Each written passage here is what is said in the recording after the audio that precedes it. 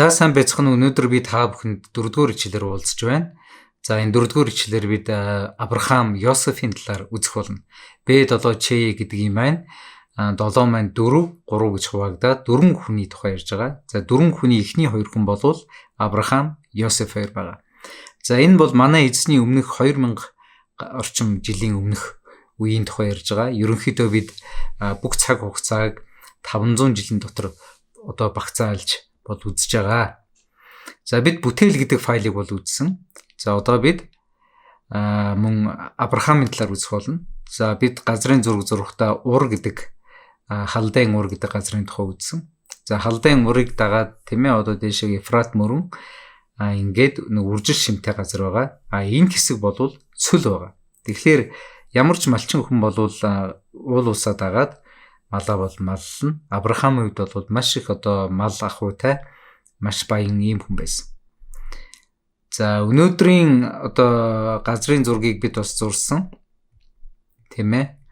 За ямар улсуудын түүхүүд газар нутаг дээр энэ Библийн түүх болж байгааг бид бас харсан. За энэ бүх үйл явдал бол одоо дэлхийн хүй болсон газар одоо гэж бид хэлж болох Канаан нутгийг бол хэлж байгаа.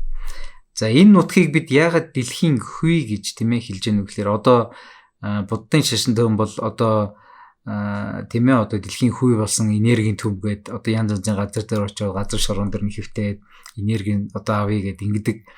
Энэ бол тийм зориулттай газар биш. Энэ бол газар зүүн байршлаар урагшаа Африк, хойшоо Европ, зүүн баруун тишээгээ буюу тийм ээ одоо яг бидний харж байгаа зүгээр баруун тишээ яг тэндээ байгаа одоо энэ газар зүүнний тэнгисийн бол зүүн тал руу бол Аз төв байгаа. Тэгэхээр дэлхийн хүй болсон газар гэдэг маань газар зүүн хувьд стратегийн хувьд ач холбогдолтой. Энд болсон үүд явдал тийм ээ одоо Африк, Европ, Аз руу одоо явах боломжтой учраас энэ газрыг бол дэлхийн хүй болсон газар гэж бол хэлж байгаа. За энэ бүхэн түүх бол Авраамын түүх бол халдайн Ур гэдэг газраас эхэлж байгаа.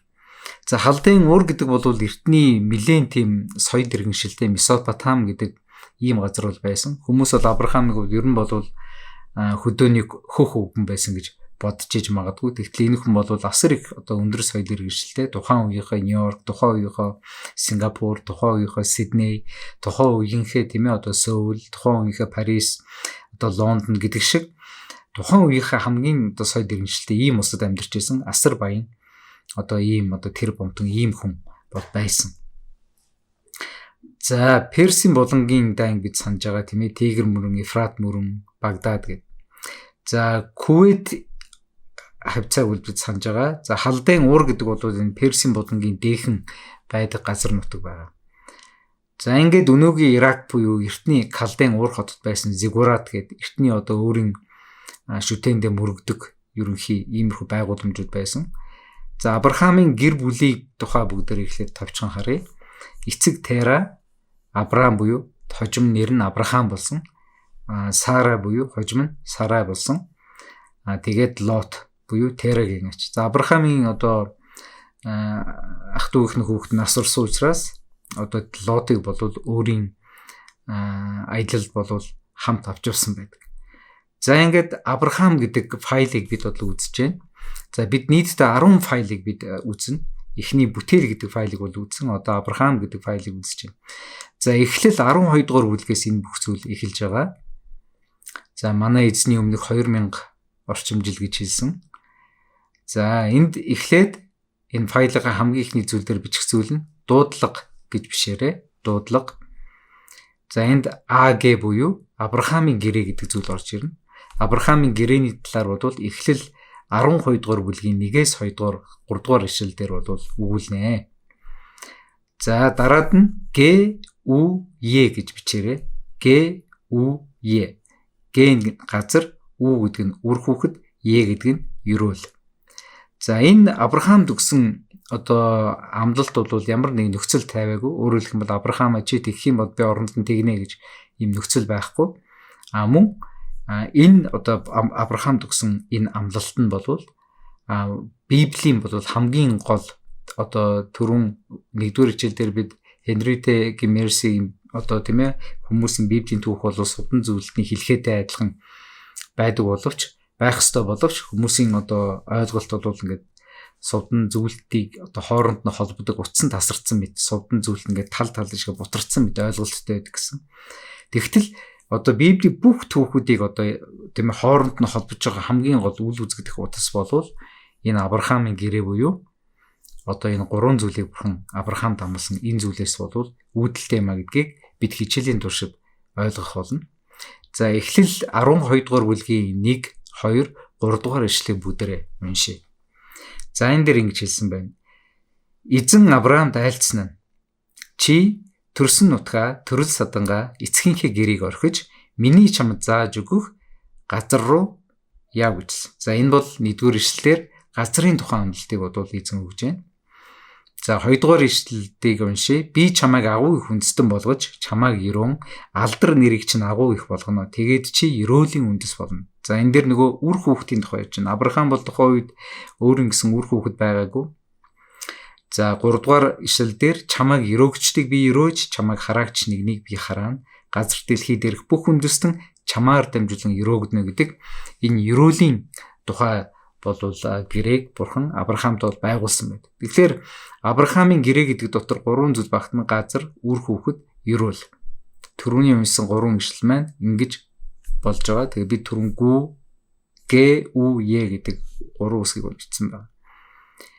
За газар бол бодит газрыг бол бурхан Авраамд амласан. Тэрнээс ямар нэгэн хийсвэр тийм ээ ирээдүйд одоо дивааж ч юм уу тийм зүйл хэлээгүй. Яг өнөөдөр тийм ээ хүн амьдарч болох, газар тариал, мал аж ахуй эрхэлж болох, улс орноо байгуулж болох бодит газрыг бол амласан. За үр хүүхэд гэдэг зүйл дээр зөвхөн Авраамийн үр хүүхдийн тухай яриаггүй. Энэ бол мөнхийн үр өдмийн тухай ярьсан байдаг. За ерөөл болвол Авраамд бол ямар нэгэн хилцээ бол хийгээгүй. Авраамыг зүгээр л би чамайг ерөөх болно, чамайг хамгаалах болно гэдэг зүйлийг хэлсэн байна. За ингээд халдын ураас Авраам бол гарсан. Мэдээж бол итгэлээр явсан. Итгэлээр явсан гэхлээр Авраам бол одоо хаашаа очиж байгааг мэдэхгүй гэсэн утгатай биш. Итгэлээр явсан гэдэг нь бурханд амьдралаа даатгаад бурханы чиглүүлэхийн дагуу явсан. Өөрөөр хэлбэл Канаан нутаг гэдэг зүйлийг Авраам бол мэдхийн дэдэр мэдчихсэн. Баян хүн тийм ээ маш их мэдээлэлтэй ойрхон байдаг энэ хүн Канаан хаан байдгийг мэдсэн. Тэгээд одоо гол усаа дагаад түрүүн одоо хэлсэнчлэн тийм ээ одоо энэ одоо устай голтой Ефрат мөрөн дагуу ингэж очиод энэ Канаан дээр бол очихоор явсан. За Канаан руу явах замд Харан гэдэг одоо энэ өнөөдрийн одоо Туркийн газар нутгт дээр энэ газар нутгт дээр өндөр настай эцэг Теран Харанд бол нас орсон байдаг. За энэ Харан гэдэг энэ газраас Авраам бол Канаан руу очдог. За Авраам Канаан руу очиход бол 75-тай, түүний эхнэр Сара бол 65-тай ийм байсан. Тэдэнд бол бурхны амласан үр хүүхэд бол хараахан заяагдаг байсан. За хэдийгээр одоо газар үр хүүхэд ерөөл өгнө хэмээн бурхны амлалтанд итгэж байсан ч гэсэн тийм ээ Авраам бас бурханд гуйх одоо хүсэлт байсан хизээвэ гэж. Тэгээд бурхан бол түүнтэй гэрээ байгуулсан байдаг.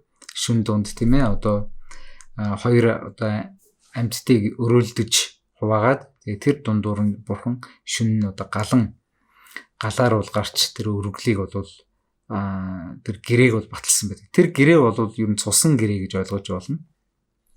За ингээд Авраам бол бурхны амлалтанд итгэсэн учраас бурхан түүнийг бол зөвхт хэмээн тооцооллаа гэж Эхлэл 15 дугаар бүлгийн 6 дугаар эшлэлээр хэлсэн. Өөрөөр хэлбэл бурханд итгэсэн итгэлээр л Авраам бол зөвхт хэмээн тооцогдсон. Тэгэхээр Авраамийн энэ итгэлийн загвар буюу зөвхөн итгэлээр зөвтгөгдөн гэдэг, зөвхөн итгэлээр аврагдана гэдэг энэ одоо мессеж болвол одоо бурхны биднээс тавьж байгаа зүйл байна. Өөрөөр хэлбэл бид ямар нэгэн буян хурааж тийм ээ гавьяа байгуулснаар аврагдахгүй, харин бид зөвхөн Есүс итгэснээр аврагдана гэдэг энэ итгэлээр зөвтгөгдөн гэдэг одоо зарчмыг бол Авраам одоо хэрэгжүүлсэн учраас одоо Авраамтай адилхан итгэлийн дагуу бурханд итгэсэн хүмүүсийг Авраамийн үр өдөм гэж бол хэлдэг.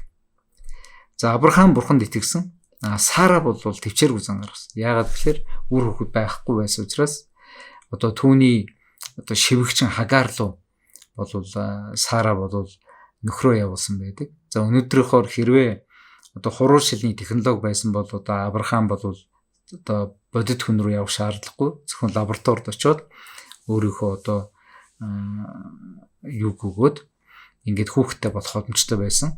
Тухайн үед бол шууд хүн дээр одоо хийхэр болсон. Хагар бол залуу эмэгтэй, Египт эмэгтэй, Сара бол одоо хүүхэд төрүүлэх боломжгүй юм байсан.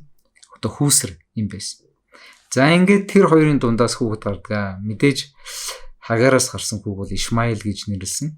Тэгсэн боловч Бурхны амласан хүү бол Ишмаил бол байгаагүй. За ингээд энгийн үед бол Авраам 85 тай, Сара бол 75 тай байсан. Өөрөөр хэлбэл 10 жилийн дараа ийм явдал болсон. Дахин 15 жил өнгөрсөн. 15 жил гэдэг чинь Авраам бол бараг 100 настай, Сара бол 90 настай байсан гэсэн. Тэгээд Бурхан одоо амлалтын хүүг Сарагаар дамжуулан бол төрүүлсэн байдаг. Өөрөөр хэлбэл хүүг төрүүл насаараа хүүг төрүүлж үзээгүй хүүсэр эмэгтэй дээрс настай эмэгтэйгээс Бурхан амлалтын хүүг төрүүлж өгөхдөө түүний бол Исаак хэмээн бол нэрлсэн байна. За ингээд Исаак бол үнэхээр удаан хүлээлгэсэн хүү байсан. Авраамд бол Бурхан Исаакаар дамжуулан бол энэ ерөөлийн удмыг бол дамжуулах ийм төлөвлөгөө байсан. За ингээд буюу Ишмаил ба Исаак гэсэн ийм зүйлийг бичээрэй. За Ишмаилэр бол арабууд бол өөрсдөө одоо Авраамын үр өдм гэдэг. Тийм учраас одоо Израиль явж байхад тийм ээ одоо та бүхэн арабуудыг яхан бол Авраам гэж дууддаггүй, дандаа Ибрахим гэж дууддаг. Яг л зөвхөн еврейчүүд л Авраамыг одоо Авраам гэж дууддаг. Тэгэхээр хоёулаа Авраамын үр өдм мөн. Тэгвэл Бурхан евдээчүүдийг буюу Исаакаар дамжуулаад өөрийнхөө үр өдмийг бол амлалтын үр өдмийг бол биелүүлэхээр бол тогтсон байдаг. За тэгээд аль хүү юм одоо яагаад одоо Ишмаил биш яагаад Исаак гэж байгаа юм бэ гэхээр Эхлэл 22-ын 2 дугаар ишлэлдэр Бурхан чи өөрийнхөө цорын ганц хайртай хүү Исаакаа аваад Мориа гэдэг уул руу яв. Тийм ээ? Миний зааж өгөхтэр нэг уулан дээр тэндээ түүнийг шатаалт тахил болгон өрг гэжсэн ба. Тэгэхээр Бурхан бол Авраамд 2 хүү байсныг бол мэднэ. Тэгсэн мөртлөө яагаад цорын ганц хайртай хүү Исаак гэж хэлсэн бэ гэхээр цорын ганц хайртай хүү гэдгийн гол шалтгааныг бол одоо энэ бол Бурхны амласан хүү Исаак байсан юм а гэдэг зүйлийг маш тодорхой илэрхийлдэг. Тэгэхээр Ишмаилийн тухайд бол Бурхан бол түүнийг бол мэдээж өрөөсөн. Тийм ээ? Эхлэл 17-20-21-ийг унших юм бол би чиний үгийг сонслоо. Ишмаилийн тухайд гэвэл тийм ээ. Би түүнийг өрөөж олон үр хүүхэдтэй маш өнөр өтгөн болгоно. Тэрээр 12 ноён төрүүлж би түүнийг агуу том үндэстэн болгоно. Харин би гэрээгээ Сарагийн чамд ирэх жилийн өдий төрүүлж өгөх Исаактай байгуулна гэж Бурхан бол Авраамтай бол одоо амласан байдаг. За өнөөдөр Ишмаилийн удмыг бүгдээр харъя. Одоо исламын шашинтай араб үндэстэнгүүдийг харъя. Исаакийн үр өдм бол ийм жоохон газар нутаг дээр байгаа бол Ишмаилийн удам бол ийм одоо өвгөн удам газар нутаг. За дэлхийн одоо энэ ногооноор зурсан хэсэг бол Индонезиас тийм ээ, Африкийн хойд одоо энэ бүх хэсэг бол Казахстан тийм ээ, одоо Уйгур, Шинжаан уйгур, ингээд энэ Станы орнууд, Иран, Ирак гэдэг ингийн бол бүгдээрээ Ишмаилийн удам байна. Тэгэхээр Бурхан Исаакийг одоо сүнсний утгаар өрөөсөн ч гэсэн одоо Ишмаилийг бол орхиог. Израилийн газар нутаг бол ингээд ийм улсуудын газар нутагтай харьцуулах юм бол ийм өчүүхэн жоохон байна. За Ишмаилийн тухайд Хоол Ленци гэдэг хүн бол номон дээрээ бичсэн байдаг. Ишмаилийнханд илүү их газар нутаг Израильчдад зөөлрөшгүй их баялаг өгсөн байна. Өнгөрсөн үдчийн байсан бөгөөд үүнд газрын төсийг дурдахгүйгээр шүү дээ. Сүнслэг аврагд үргэлж Ишмаилчуудад үргэлж нээлттэй байсан. Харин Бурхны гэрээ буюу түүний сүнслэг зоригтой гэрээ зөвхөн Исаак ба түүний үр өдөмд байсан билээ. Материаллык баялаг Исаакт ч мөн өрөөгдсөн бөгөөд энэ нь Бурхны сүнслэг зориг болох тийм ээ үндэснүүд түүн рүү ирэхэд зориулагдах байлаа гэдэг ийм одоо хэсэг байна. Тэгэхээр өнөөдөр одоо ингээд ойрогт орондыг харах юм бол Ирак жишээлбэл сайн мэдээгээр одоо аврагдж байгаа хүмүүсийн тоогоор бол дэлхийд бол цойлж байгаа. Тэгээ маш олон Ирак хүмүүс одоо исламчтай хүмүүс Есүсийг зүүд нойрондоо янз бүрийн үзэгдээр янз бүрийн одоо сайн мэдээний интернет одоо аянаар одоо Христэд итгэж байгаа ийм зүйл болж байгаа. За Исаакийн өрөөдөн бол ийм жижигхэн газар нутгаар байгаа. Ишмаилийн өрөөдөн бол бас л олон газар нутгийг эзэлсэн байна. За Авраамд одоо өгсөн энэ одоо жишээл Галил нуур байна. Тэгээ Голаны өндөрлөг. За ингээд маш их газар нутгийг бол өгөөгүй ч гэсэн тэр жижигхэн газар нутагт нь бол маш их олон баялаг ийм зүйлийг өгсөн. За ингээд Исаакаас Яаков бол төрсөн. За Яаков Исау хоёрын түүхийг та бүхэн мэднэ тийм ээ. Ахыгаа мэхэлдэг, нөгөө уган хүүгийн эрхийг авдаг, дараад нь тийм ээ одоо ахаасаа зүхтаагаад ээжийнхээ ах руу Лабанид очоод тэгээд 21 жилийн дараа буцаж ирэхдээ өнөр өтгөн болоод ирдэг. Тэгээ 12 одоо хүүхэдтэй болоод ирдэг тухай Эхлэл номон дээр бол энэ түүх бол гардаг. За ингээд 12 хүүтэй, нэг охинтой. Ингээд энэ дундаас 11 дэх хүү буюу Йосеф болвол одоо Яаковын хувьд бол түүний хайрлан дурлсан бүсгүйгээс гарсан анхны хүү байсан. Яаков бол үндсэндээ бол 4 их нэртэй байсан. Яг тэгэхээр анх одоо Лабанид очих үед одоо Рахельд дурладаг боловч одоо Лабаны одоо зайлаар Леята гэрлэх болдог. Тэгээ Леята гэрдээд дараад нь одоо хоёр эгчтэй хоёрын дунд хин олон хүүхэд гаргаж нөхрийнхөө хайрыг татах уу гэдэг тэмцээн болсон баг. За ингээд энэ тэмцээний 2 дугаар шатанд шивгчэнгүүд оржсэн. Ингээд 4 эхнэрийн дунд Яаков яваад дундаас нь 12 хүү нэг охинтой болсон. Тэгээд онцгойлон энэ 4 эхнэрийнхээ өөрийнх нь хамгийн анхнаасаа хайрлаж байсан Рахелээс болвол 10 одоо 2 хүн хүүхэд гарсан. Йосеф, Биньямин хоёр. За ингээд Йосеф болвол онцгойлон хайрлагдаж одоо байсан. Одоо ах нар бол Йосефд их дургу. Ах нарыг нь болвол мал дээр гаргасан. Йосеф болвол сургууль сургаж тийм ээ дугуулн сургаж одоо боловсрол эзэмшүүлж гоё брендийн хувц өмсүүлж одоо онцгойлон хайрлажсэн. Энэ зүйлд нь болвол ах нарнууд мэдээж дургу байсан. За энэ талаар бид Йосефийн түүхэн дээр үзэх болно. За бид бүтээл гэдэг файлыг үзсэн. Авраам гэдэг файлыг үзчихлээ. Одоо бүгдээрээ Йосеф гэдэг одоо хүний тухай үзэх болно. За түрүүн хэлсэн одоо Яаков бодвол мал ах уу эрхэлдэг. Ах нар нь Яаковын хүүхдүүд бол ихэнх нь одоо мал ах уу дээр байдаг. Йосеф бодвол гэртээ байдаг. За Йосефийг бодвол ах нар нь бодвол тийм ээ одоо ихэд дургуутсан. Яагаад гэвэл зөвхөн одоо аавын хайртай хүү байгаа зогсоогүй. Йосеф бас янз бүрийн үздэг, шүн зүүдэлдэг. Тэгээд зүүдэлсэн зүйлээ ах нартай ярьдаг тийм ээ. Та нар надад мөргөж байх юм. Би та нарын одоо ноён болцсон байх юм. Гэт дараа нь бас л нөгөө аав ээжигээ оролцуулаад та нар бүгдээрээ надад мөргөх юм байна. Би та нарыг өдөрдөгч болох юм байна гэд ярьдаг. За энэ зүүдтэй ярьсан зүйл нь ах нарын дургыг улам хөргсөн. Тэгээд нэг удаа ах нартаа хоол хөргөж өгөхээр хоньны бэлчээр дээр очиод ах нарынхаа бол гарын шүүсэнд одоо дарамтлуулдаг. Ингээд Египтэд бол боолын худалдаачдад бол одоо хүний найманы хохирогч болдог Йосеф. За ингээд Египтэд очдог. За Египтэд очисон одоо 10 хэдхэн настай хүүхэд тийм ээ айлын боол болсон Потифарын боол болоод тэр үедээ бас нөгөө Потифарын эхнэр одоо Йосефийг бол одоо байнгад уруу татдаг байсан. Яагаад гэвэл Йосеф бол зүгээр нэг эхлээд боол зарц байсан бол хожим тэр гэр бүлийн одоо бүх одоо зарц нарыг удирддаг юм одоо маш одоо мундаг удирдагч болсон.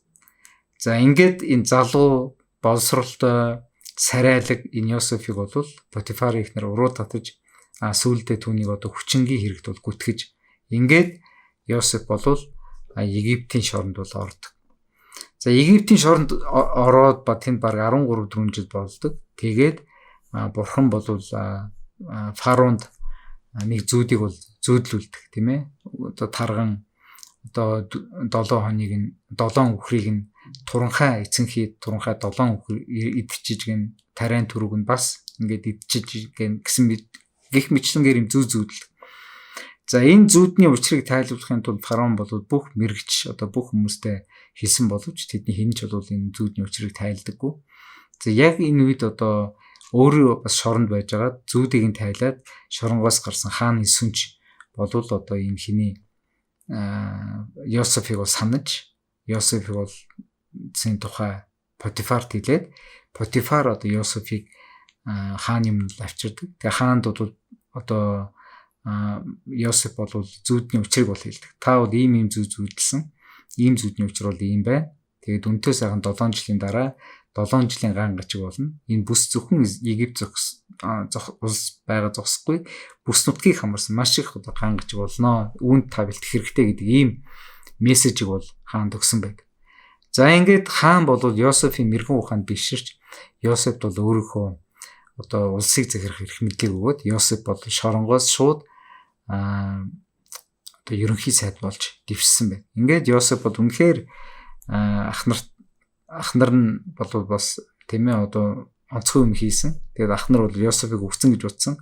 За бүс нутгийг бол эзэлсэн өсгөлэн бол Канаан нутагт төрөл байсан. Яг л Египтэд бол ялгаагүй өсгөлэн байсан. Гэхдээ Египт бол тэр Йосефийн удирдлага дор бол энэ өсгөлөнд бол бэлтгэгсэн байсан учраас олон улс үндэстнүүд Египтээс бол хоол хүнс авах гэж бол ирдэг байсан.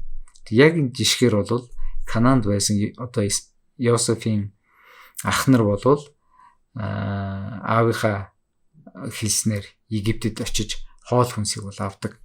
За ингээд Египтэд очиод хоол хүнсийг бол авахдаа тэд бол хэд хэдэн удаа бол соригддог. Йосеф бол ахнарыг хараад таньдаг. Ахнар нь бол Йосефийг бол хараад танихгүй. Яг л Йосеф бол гаднаас бол яг л одоо Египтийн төрийн өндөр аданд шалдан Египтээр ярьдаг ийм хүн болсон байсан. Ахнар бол нөгөө л нэг малчин тийм ээ. Нөгөө л нэг одоо хар бор ажилладаг ийм хүмүүс. Тэгээд 2 удаа одоо сорьсон, туршсан. Тэгээс үлдээ Йосеф ахнартаа өөрийгөө илчилж одоо өөрийнхөө дүү Биньяминийг харж одоо цогцлоо одоо уйлдаг. Тэгээд энэ их одоо уйлан чимээнийг одоо хаан бол сонсоод энэ ордон дотор хэн уйлж байна гэд одоо асуухад Йосефийн одоо ахнартайгаа уулзсан юм уулзал болсон. Йосеф ингээд олон жил ахнараа хараагүй битгэрсэн энэ хүн одоо ингээд уйлсан байна гэж хэлсэн байна. Ингээд Йосеф болвол гэр бүлээ аавыгаа ах дүүнрээ 70 гаруй хүмүүсийг одоо өсгөлэн нэрвэгдсэн байсан Канаан нутгаас Египт рүү авчирдаг. За ингээд одоо Йосеф болвол би одоо хүүгээ амьд байна, өвцөн байна гэж утсаа одоо амьд байна гэж баярлаад Йосеф болвол одоо Египтэд очдог. За ингээд Египтэд очоод тэд болвол Египтийн хойд хэсэг тийм ээ мал ахуй маллаж болох Госен хэмээх үжил шимтэй газар болвол одоо Израильчууд болвол тэнд амьдардаг. Яг Египтчүүд өөрсдөө тийм мал ахуй тай хүмүүст бол тийм дургу өөрсдөө газар тариалан дээр голчилсан ийм усуд байдаг. За ингээд одоо тэр Израильчууд болвол өнөр өтгөн болсон далуулаа очсон боловч тийм ээ баг 3 сая орчим болсон. За ингээд энэ одоо Йосефийн цаг үеийг мэдэхгүй Йосеф Египтэд ямар одоо ач гавья байгуулсан гэдгийг мэдэхгүй дараагийн хаан гарч ирээд энэ олон болсон еврейчүүдийг бол боол болгож одоо барилгын ажил бүтээн байгуулалтын ажил бол хүчээр дайчилсан. За ингээд тэдний одоо үржил хэтэрхий их болсон учраас тэднийг бүр даалгах гэж оролцсон. Одоо янз янзын одоо дарамт өгчээсэн. Ингээд 437 туршвал тэд боолчлогдсон байдаг. За Йосефийн түүхээс сурах маш олон хэт сургамж байдаг. Тэрдгээс сургамжийн нэг нь бол Йосеф бол одоо аавыг нь одоо тийм ээ аав нь нас орох үед Исаак нас орох үед Йосеф бол үнэхээр одоо уйлсан гашуудсан ахнар нь бол харин их айсан. Яагаад гэхээр одоо аавыг байх үед бол Йосеф бидэнд бол хор хүнэд учруулж чадахгүй байсан. Аав нас орсон учраас биднийг одоо алах байхаа гэж.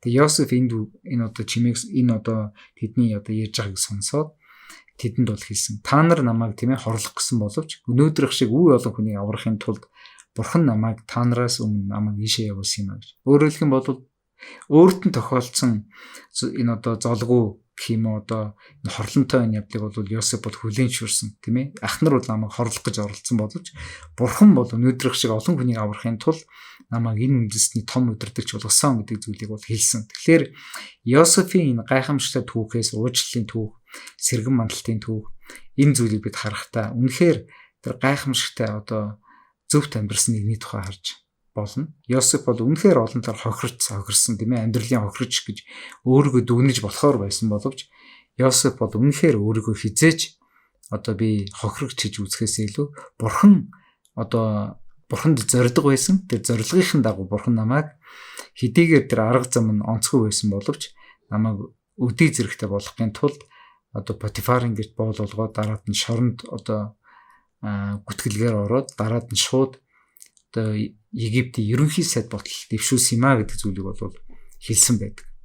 За ингээд бид одоо бүтээл Авраам, Йосеф гэсэн энэ хоёр одоо файлыг үзлээ. Тэгээд дараагийн хичээлээр бид Мосе, Йошуа гэсэн хоёр хүний тухай үзэх болно. Ингээд хичээлээ өндөрлөё.